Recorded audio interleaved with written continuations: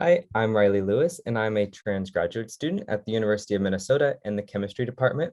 And the research I do is on using nanoparticles for environmental remediation.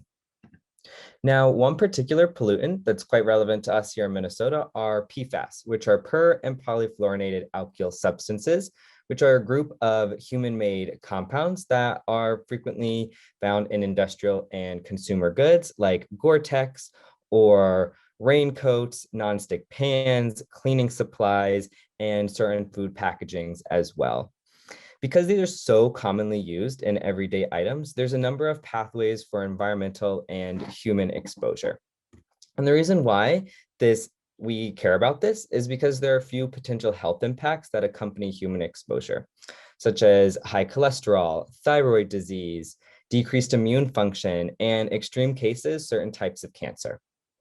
Now, because of these health impacts, we really want to have effective methods for removing PFAS from soil and waterways when they end up in there. Now, most of the current PFAS remediation methods are quite difficult and challenging to do. They're expensive and they're extremely destructive as well. So we have been looking towards new types of remediation that maybe are less expensive and less destructive. And one of those is phytoremediation, which uses plants to remove pollutants from soil. So what happens if you see the pollutants down here?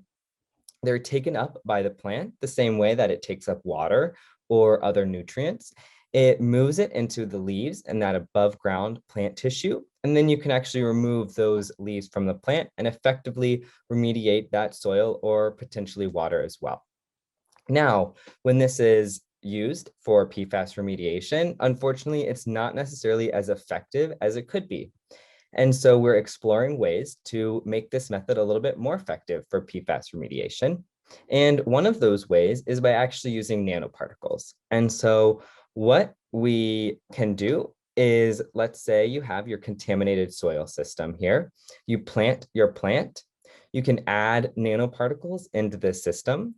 The nanoparticles are attracted to those PFAS, and then they actually act as a carrier to bring those PFAS compounds into the leaves so you can remove them and take PFAS out of that contaminated soil, right? So they act as a carrier for PFAS into the plants. So the research that I specifically do is synthesizing these different nanoparticles in order to figure out which ones are most effective at acting as those PFAS carriers. Thanks.